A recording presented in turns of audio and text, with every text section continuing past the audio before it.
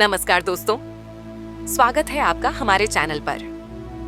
आज हम बात करेंगे भारत के एक ऐसे नेता की जिन्होंने देश को आधुनिकता की राह दिखाई, लेकिन एक क्रूर साजिश ने उनकी जिंदगी को हमेशा के लिए बदल दिया। जी हाँ, हम बात कर रहे हैं पूर्व प्रधानमंत्री राजीव गांधी की। 21 मई 1991 को हुई उनकी हत्या ने न सिर्फ भारत को झकझोर दिया, बल्कि राजनीति की दिशा भी बदल दी। इस वीडियो में हम जानेंगे उनके जीवन की झलक, हत्या का पूरा घटनाक्रम और इसके पीछे की साजिश। अगर आपको इतिहास पसंद है तो लाइक और सब्सक्राइब जरूर करें। चलिए शुरू करते हैं। राजीव गांधी का जन्म 20 अगस्त 1944 को मुंबई में हुआ था। वे भारत के पहले प्रधानमंत्री जवाहरलाल नेहरू के नाती और इंदिरा गांधी के बेटे थे। लेकिन राजीव ने कभी राजनीति को अपना लक्ष्य नहीं बनाया। IIT से इंजीनियरिंग की पढ़ाई के बाद वे ब्रिटिश एयरवेज में कमर्शियल पायलट बने। उनकी जिंदगी सादगी भरी थी। सोनिया गांधी से शादी हुई। उनके 2 बच्चे राहुल और प्रियंका थे और दिल्ली के लोधी एस्टेट में एक आम परिवार की तरह जिंदगी जी रहे थे। लेकिन 1980 में सब बदल गया जब उनके छोटे भाई संजय गांधी का विमान हादसे में निधन हुआ तो इंदिरा ने राजीव को राजनीति में खींच लिया। 1981 में वे अमेठी से सांसद बने। इंदिरा की हत्या 31 अक्टूबर 1984 को होने के बाद सिर्फ 40 साल की उम्र में राजीव भारत के सबसे युवा प्रधानमंत्री बने। उनके कार्यकाल में भारत ने कंप्यूटर क्रांति देखी, टेलीकॉम, IT और पंचायती राज को मजबूत किया। लेकिन श्रीलंका का तमिल संकट उनके लिए अभिशाप साबित हुआ। 1987 में उन्होंने Indian peace keeping force IPKF भेजी, जो LTT liberation tigers of Tamil Eelam के खिलाफ लड़ी। LTT के सरगना प्रभाकरण ने इसे निजी दुश्मनी बना लिया।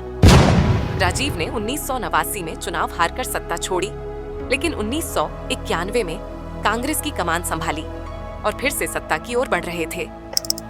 अब आते हैं उस काले दिन पर, 21 मई 1991। लोकसभा चुनाव के दौरान राजीव तमिलनाडु के श्रीपेरम्बुदुर में एक रैली को संबोधित करने जा रहे थे।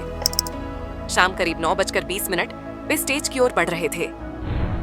अचानक एक युवती आगे आई, लगभग 22 साल की, पीले साड़ी में, कमल फूल का गुलदस्ता लिए। उसने कहा, सर आपका फूल स्वीकार करें। राजीव मुस्कुराए और झुककर फूल लेने लगे। तभी धमाका। वह युवती धनु, असली नाम थेनमोजी राजरत्नम थी, LTTE की सुसाइड बॉम्बर। उसके कमर में बंधे 700 ग्राम RDX विस्फोटक ने सब कुछ उड़ा दिया। राजीव के शरीर के ज्यादातर अंग उड़ गए, सिर, धड़, टांगे। वे मौके पर ही शहीद हो गए। धनु भी मर गई। इस हमले में 14 और लोग मारे गए, जिनमें फोटोग्राफर हरिबाबू भी शामिल थे। ये साजिश महीनों से रची जा रही थी। LTTE को डर था कि राजीव फिर PM बनेंगे तो IPKF दोबारा श्रीलंका भेजी जाएगी। प्रभाकरण ने धनु को चुना क्योंकि वह ट्रेंड किलर थी।